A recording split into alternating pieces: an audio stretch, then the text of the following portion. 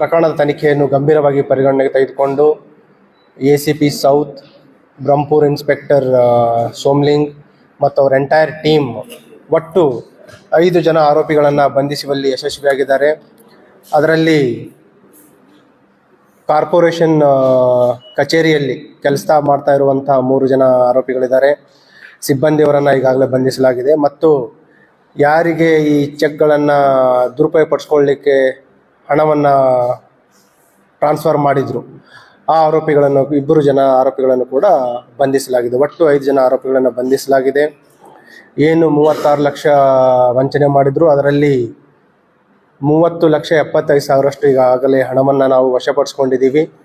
ಮತ್ತು ಇವರು ಏನು ಬೇರೆ ಕೆಲವು ಬ್ಯಾಂಕ್ ಖಾತೆಗಳಿಗೆ ವರ್ಗಾವಣೆ ಮಾಡಿದರು, ಅದರಲ್ಲಿ 49,000 ಅದನ್ನು ಕೂಡ ನಾವು ಈಗಾಗಲೇ ಬ್ಯಾಂಕಿಗೆ ಡೈರೆಕ್ಷನ್ಸ್ ನೀಡಿ ಫ್ರೀಸ್ ಮಾಡಿದ್ದೀವಿ.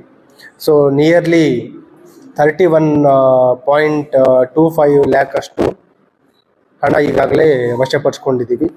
ಅದಲ್ಲದೆ ಈ ತನಿಖೆಯಿಂದ ಇಲ್ಲಿವರೆಗೆ ತಿಳಿದು ಬಂದಿರೋ ಪ್ರಕಾರ ಈ ಆರೋಪಿಗಳು ಅದರಲ್ಲಿ ಪ್ರಮುಖವಾಗಿ ಏನು ಕಾರ್ಪೊರೇಷನ್ ಕಮಿಷನರ್ ಅವರ PA ಇದ್ದಾನೆ, ಅವನಿಗೆ ಬ್ಯಾಂಕಿನ ಒಂದು ಸಾಲ ತೀರಿಸಲಿಕ್ಕೆ ಆಗದೆ ಈ ಸಾಲದ ತೊಂದರೆಯಲ್ಲಿ ಬರ್ತಾ ಇರಬೇಕಾದ್ರೆ ಇವನಿಗೇನು ಪರಿಚಯ ಇದ್ದಾರೆ ಮತ್ತು ಸಹೋದ್ಯೋಗಿ ಅವ್ರ ಜೊತೆ ಒಂದು ಕಾನ್ಸ್ಪೆರಸಿ ಮಾಡಿ ಒಂದು ಈ ರೀತಿ ಪ್ಲ್ಯಾನ್ ಮಾಡ್ತಾರೆ.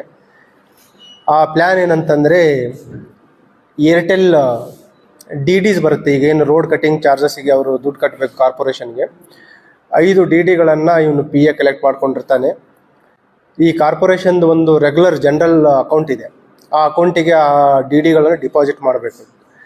ಆ ರೆಗ್ಯುಲರ್ ಜನರಲ್ ಅಕೌಂಟಿಗೆ ಡಿಪಾಸಿಟ್ ಮಾಡಲಾರ್ದೆ ಏನು ಅಲ್ಲಿ ರೆಗ್ಯುಲರ್ ಆಗಿ ಫ್ರೀಕ್ವೆಂಟಾಗಿ ಯೂಸ್ ಮಾಡಲಾರ್ದಂಥ ಅಕೌಂಟ್ ಇದೆ, ಅದು ವಾಟರ್ ಸಪ್ಲೈ ಅಕೌಂಟ್.